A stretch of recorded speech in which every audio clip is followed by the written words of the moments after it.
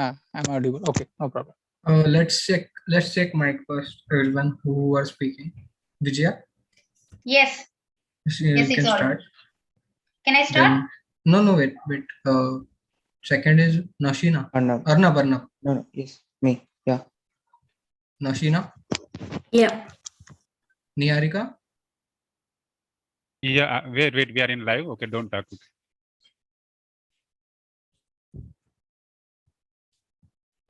Yeah, Vijay, you can start. Can I start? Yeah. Yes.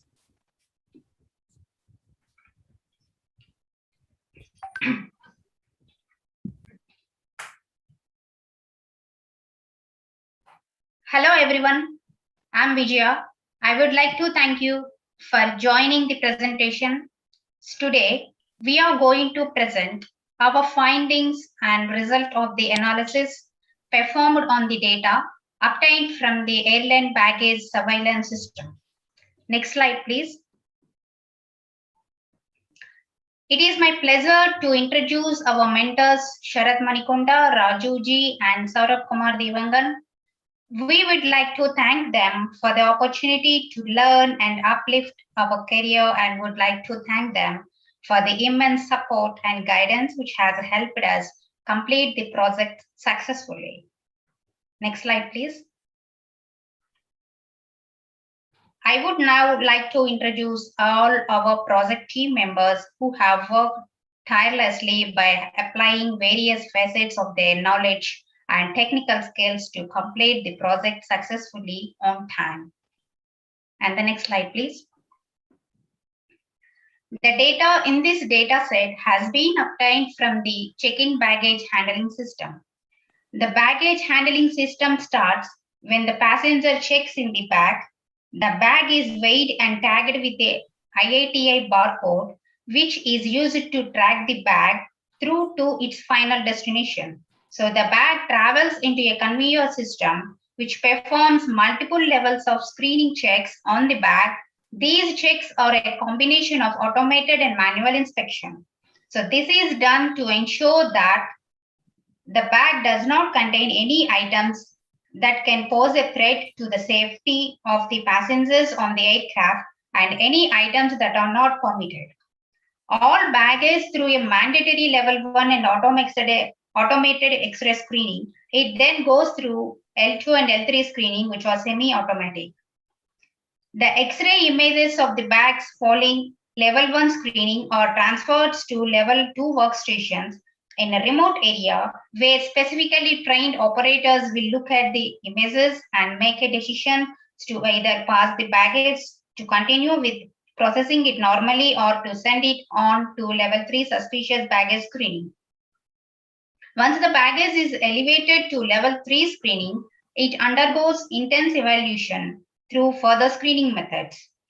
Level 3 involves summoning the passengers to obtain permission for the bag to be opened so that it can be thoroughly inspected.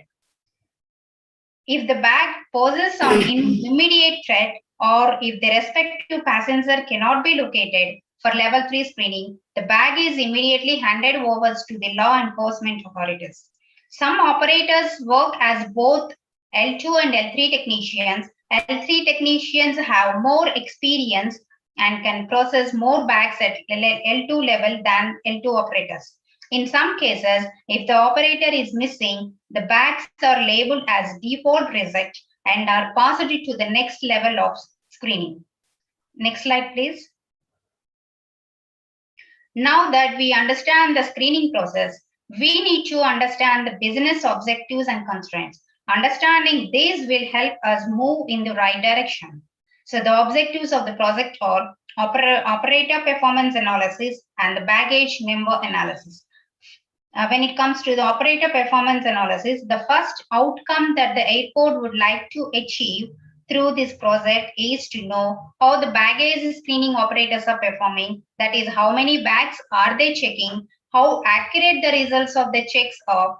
So this can be assessed by analyzing whether the checks are passing or failing. So baggage number analysis, the second outcome that the airport would to achieve is to obtain the number of bags that are being loaded onto each of the airlines that are operating from the airport. And when it comes to the constraint, the main constraint for the baggage screening system to perform as its full capacity is the maintenance of X-ray machines. This can be very time consuming and puts a lot of additional load on their machines and other sections of the system and slows down the process. So the maintenance of operator computers and servers can also take time. However, there is resilience built into the IT systems, hence maintenance does not hamper the system all that much. So next, I'm handing over to Arnab. Next slide. Thank you.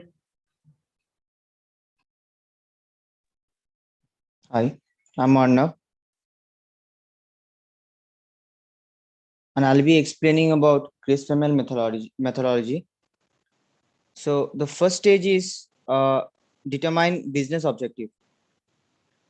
The first stage of CRISP-ML process is to understand what you want to accomplish from a business perspective. Your organization may have competing objectives and constraints that must be properly balanced. The goal of this stage of the process is to uncover important factors that could influence the outcome of the project. Neglecting this step can mean that a great deal of effort is put into producing the right answers to the wrong questions. Now, moving on to the next step is data understanding. The second stage of CRISP-ML process requires you to acquire the data listed in the project. The initial collection includes data loading.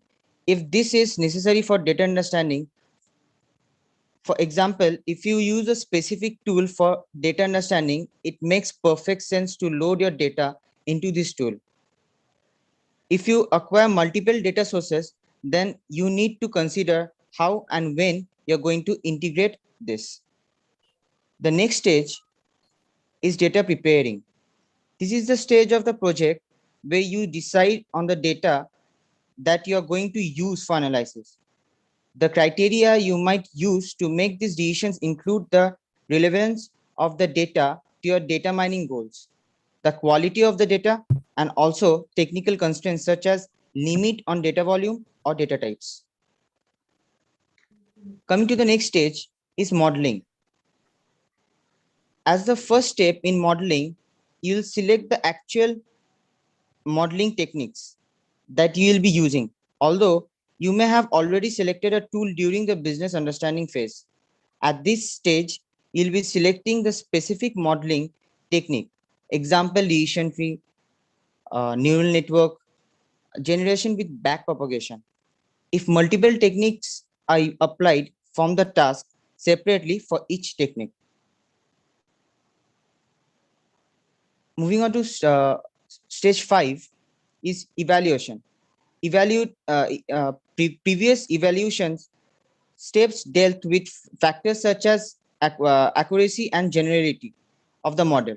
During this step, you'll assess the degree to which the model meets your business objectives and seek the determines if there is some business reason why this model is deficient. Another option is to test the models on test applications in the real application. If time and budget constraints permit. The evaluation phase also involves assessing any other data mining results you have generated. Data mining results involve models that are necessarily related to the original business objectives and all other findings that are not necessarily related to the original business objectives, but might also unveil additional challenges, informations, or hints for future directions. Moving on to the sixth step, deployment. In the deployment stage, you'll take your evaluation result and determine a strategy for the deployment. If a general procedure has been identified to create the relevant model, the procedure is documented here for later deployment. It makes sense to consider the ways and means of deployment during the business understanding phase as well, because deployment is absolutely crucial. to the success of the project. This is where predictive analysis really helps to improve the operational side of your business. Moving on to the last and final stage is monitoring and maintenance. Here we monitor the project, the deployment part, and we maintain it as per the client's understanding. These are the few technology stacks we used in our project. HTML, CSS, cascading style sheets is used for describing the presentation of a document written in a markup language such as HTML. CSS is cornerstone technology of the World Wide Web alongside HTML. Python, a tool used for manipulating of data and model building. Tableau, a tool used for visualization. MySQL, a tool used for storing database. Streamlit, a tool used to deploy the model. Haruko, a tool also used for deploying a model. Now I'll be handing over to Nashina. Thank you. Thank you so much, Vijaya. Thank you, Arna. Hi guys. Here we are going to discuss about the flow of the project or the architecture of the project. Very important aspect of the project is to understand the project objective, which will help us to collect the required data and understand it well as well. Okay. In this project, the data was sourced from primary and secondary sources. The primary data was collected from the IATA website by conducting a web scraping using a beautiful SOAP library.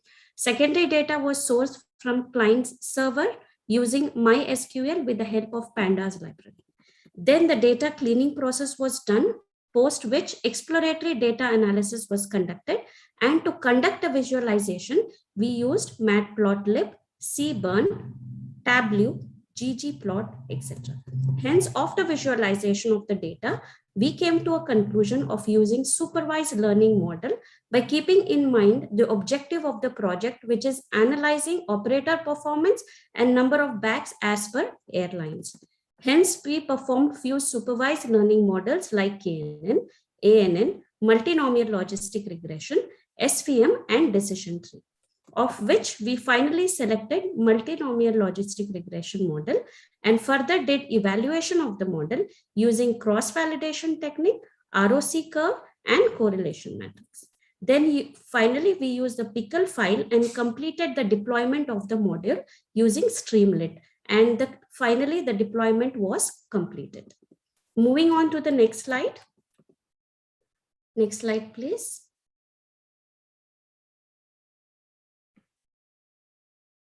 Thank you. Moving on to the next slide. Here we come to get the understanding of data, which is one of the very important aspects of the project. As we discussed earlier, we have sourced the data from secondary sources. There were a total of 10,48,574 observations found with 11 features.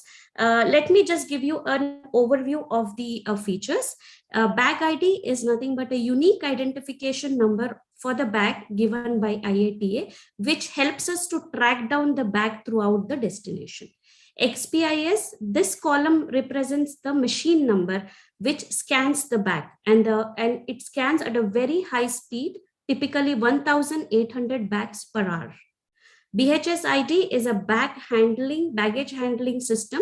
It's again a unique identification number which has been given to identify the bag. We have L2, L3 login IDs. These are user IDs given to the operators who does screening for L2 and L3. And we have L1, L2, and L3 decision, which is the decision given for the outcome given by the operators, which there are 4 outcomes: accept, reject, default reject, and timeout. And the final, which is L1, L2, and L3 decision time. It is a time taken to arrive at one particular outcome for L1, L2, and L3 screening process. Okay, moving on to the next slide, please. Thank you. We now move on to data preparation. The data used for airline code has been obtained from websites like IATA, Wikipedia, and discussion forums. Now going to data cleaning, we removed few trailing spaces and special characters from the feature names and rearranged the data. There were few special characters found like hash, @ which were also removed. The feature like bag ID and L1 decision, which did not add much value to the data, were also removed.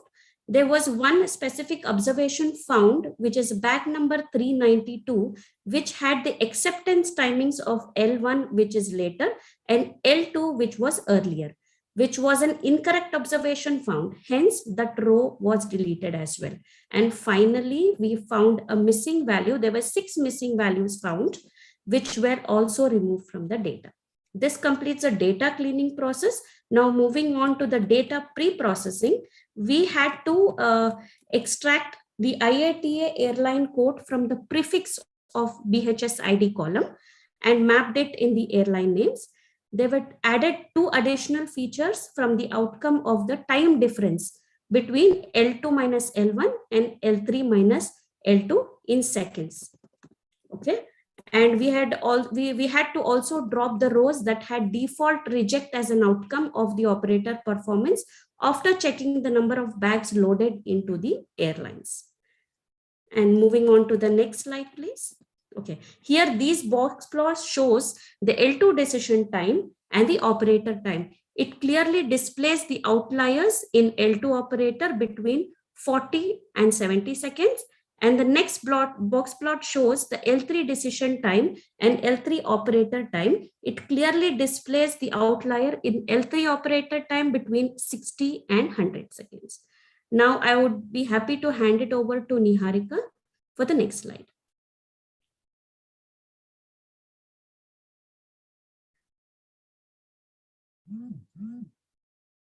Well, let me continue with the slide. Okay, now we'll be going to discuss a multivariate analysis. Hello. Okay, Niharika, yeah, you can continue. Yeah. Okay. Thank you. Thank you, Naushini. Yeah. Hello, everyone. Now I'm going to explain about the multivariate analysis. That is the correlation matrix between the different numerical features using the heat map. And this visualization of heat map shows the correlation matrix with a nil correlation between L2 and L3 decision time and operator performance. Yeah, next slide, please. Move on to the next slide. This slide shows number of bags checked by machine. The screening of bag is done by using X-ray baggage inspection machine. We can see that the number of bags checked per machine on the screen. The pie chart shows that the machine 2 checks almost 50% of the bags, followed by machine 4, 3, and then 1. So we can distribute the bags among other machines to ease the load on the machine 2, or we can assign highly skilled operators to machine 2. Yeah. Handing over the next slide to Nikhil. Thank you. Thank you, Niharika. Our first objective is to analyze the operator performance. The EDA perform includes the addition of L2 and L3 decisions. L2 decision is the difference of time taken at L2 and L1, and L3 decision is the difference of time taken at L3 and L2. The time constraints at L2 is 25 seconds and at L3 is 60 seconds. We also found outliers and removed it to avoid the abnormalities in data. We have 4 categories: accept, reject, default reject, and timeout. Each category has count has been captured at each level. We have further divided the performance of operator in 4 groups according to the time taken by them to check each bag. These groups are excellent, good, normal, and bad. Next slide. This slide shows bags count per operator and its average time taken at L2 operator. The x-axis shows the operator IDs, which are arranged in descending orders of the number of bags checked. The y-axis shows the number of bags checked by the operators in bar graph. Also, we can see the line graph, which shows the average time taken by the operator. The green line represents the time constraints for L2, which is 25 seconds.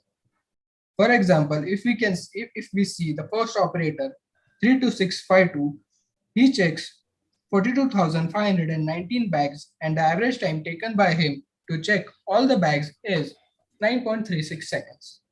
Similarly, the rest of the graph shows the number of bags checked by each operator and its time taken. Next slide. This graph shows the same, but for L3 operators. We can see that the average time taken does not exceed the time constraint, which is 60 seconds for L3 operator. Next graph. This graph shows the decision taken by each operator individually at L2 operators.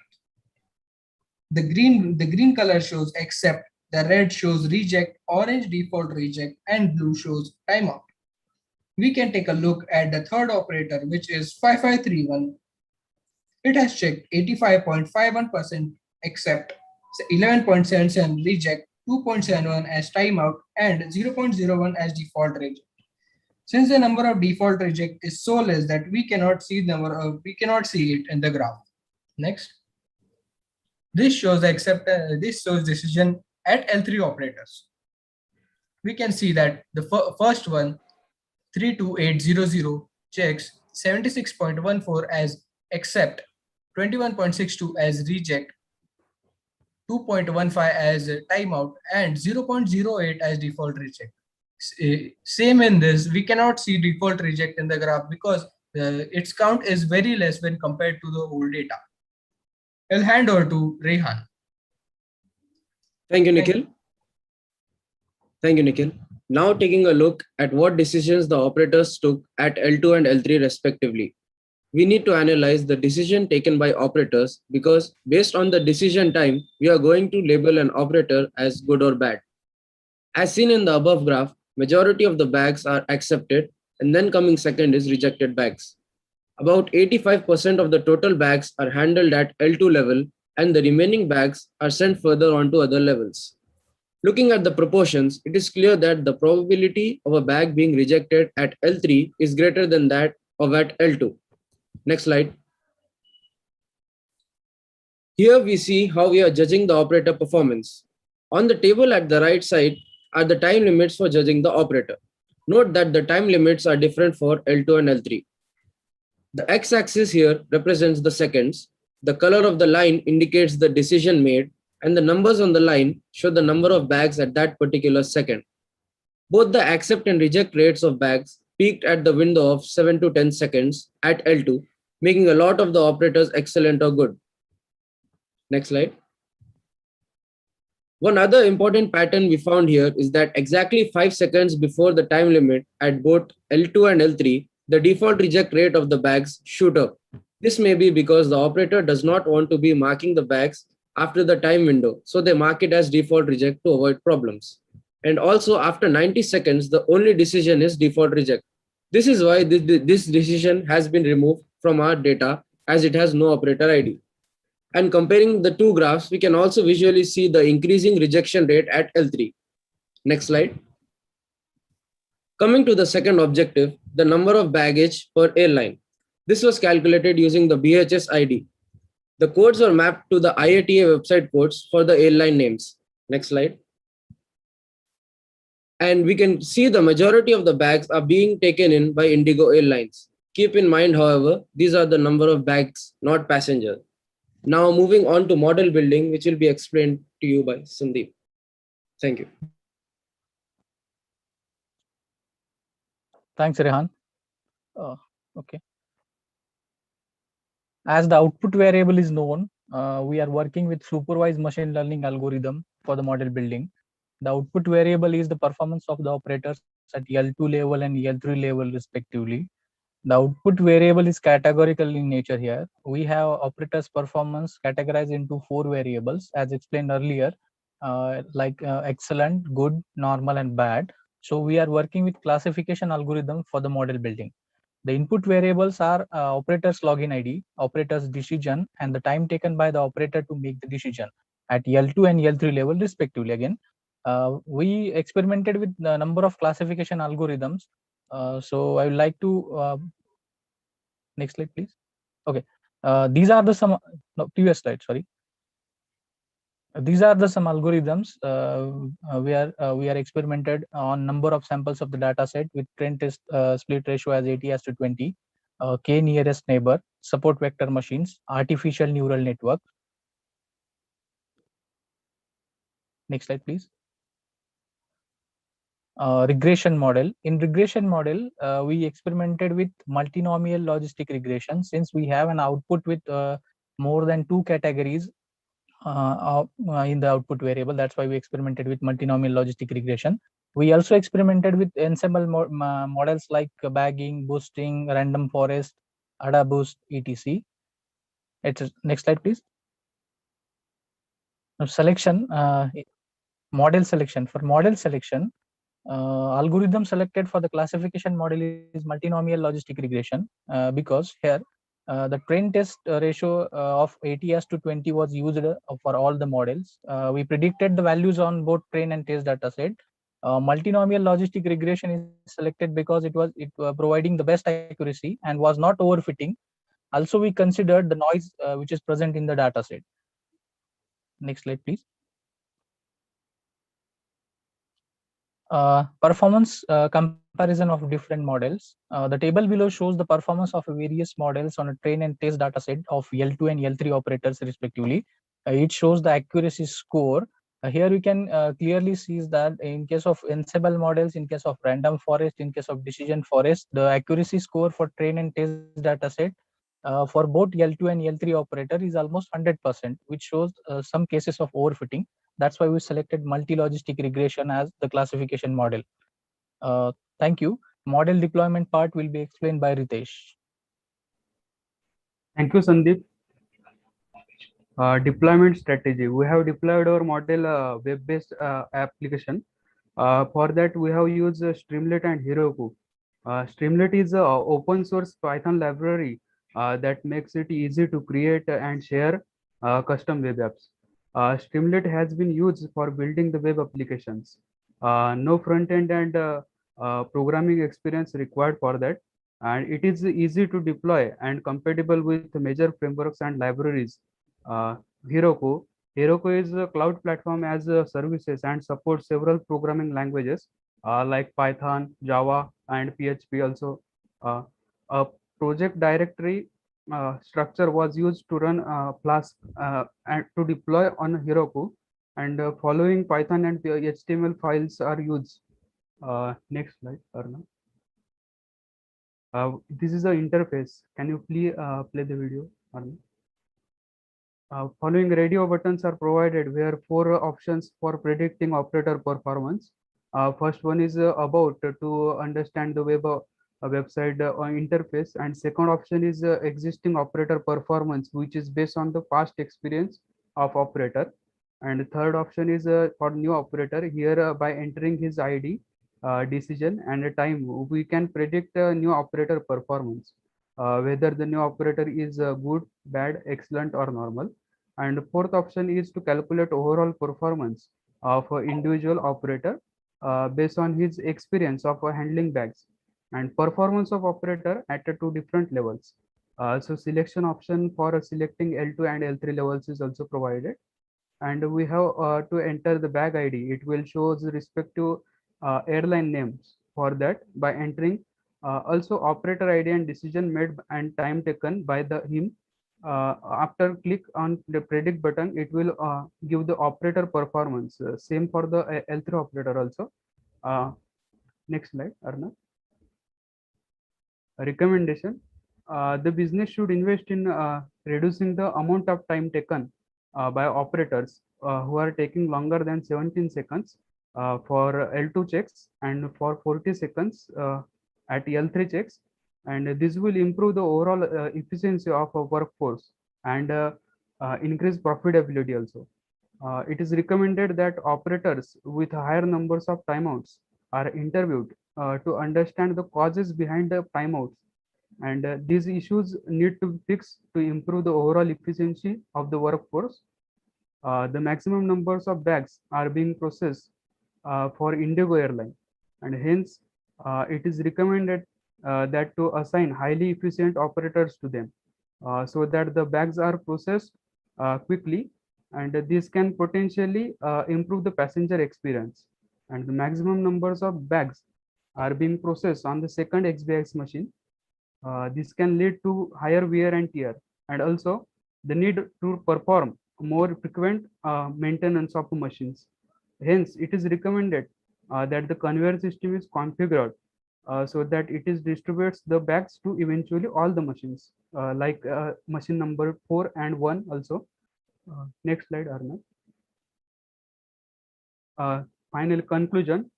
Second, the SPIS machine is handling almost 50% of bags, which is highest among all the four machines. And of approximate percentage of bags handled at L2 is 85%. Remaining 50% are sent to the next levels. And maximum numbers of bags have been screened for the Indigo airline. Maintaining efficiency, it is difficult task with the current model. These problems result in wear and tear, inaccurate scan, and also rejection of customer baggage. This state-of-art regulated model, which notifies the operator to perform uniform checks depending on the customer travels, it increases the lifetime of machines, resulting in the efficient working. Next slide. Thank you, everyone. Thank you.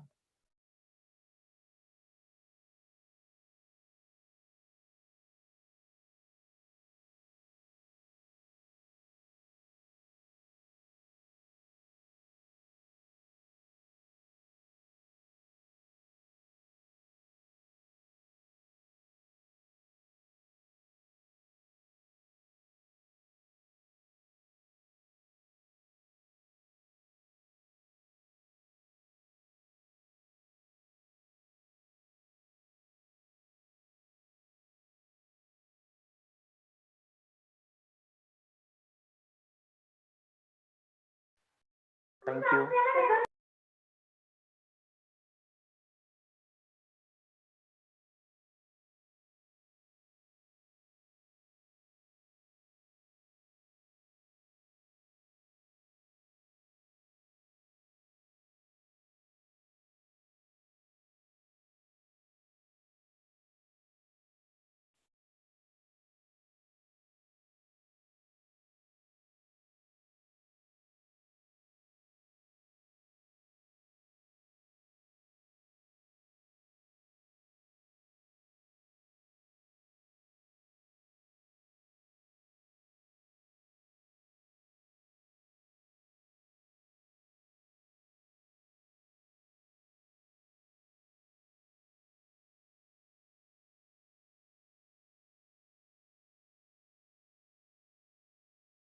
Thank you.